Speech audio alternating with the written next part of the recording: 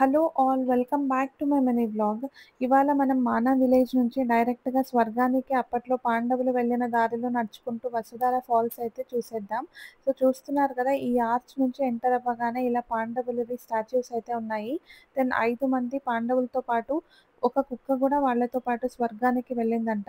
So ఇక్కడికొచ్చి ఇదంతా location అంతా చూస్తున్నప్పుడు ఈ ల్యాండ్‌స్కేప్స్ చాలా చాలా బ్యూటిఫుల్‌గా అయితే ఉన్నాయి.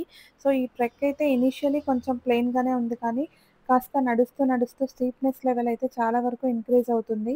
చూస్తున్నారు కదా! కంప్లీట్‌గా బండరాళ్ళ రూట్ అయితే ఉందనమాట. రూట్ మొత్తం గూడా. సో, కొంచెం స్కిడ్ అయినా గూడా చాలా వరకు ప్రాబ్లమ్ అవుతది. సో, వచ్చిన వాళ్ళు ఇక్కడికి ట్రెక్ చేసి మళ్ళీ రిటర్న్ రావాలంటే మినిమమ్ ఆఫ్ 5 హార్స్ అయితే టైం పెట్టుకోండి. సో, 2.5-3 హార్స్ అయితే వెళ్ళడానికే పడుతుంది. మళ్ళీ అక్కడ టైమ్ స్పెండ్ చేసి రిటర్న్ రావడానికి నేను ఏవి బ్రేక్స్ లేకుండా వెళ్తే ఈ టైం పడుతుంది అని చెప్పేసి చెప్తున్నాను. సో, ఆక్సిజన్ లెవెల్స్ తక్కువుండడం వల్ల స్పీడప్ చేయడం కూడా చాలా ప్రాబ్లమ్ అవుతుంది. ఫైనల్లీ ఒక 2½ అవర్స్ ట్రెక్ తర్వాత మేమైతే వసుధార ఫాల్స్ దగ్గరకైతే రీచ్ అయ్యాము. చూస్తున్నారు కదా! ఎంత బ్యూటిఫుల్‌గుందో ఈ ఫాల్స్ అయితే. సో, ఫాల్స్ కింద అయితే 2 రెయిన్‌బోస్ అయితే ఫార్మ్ అయ్యున్నాయి.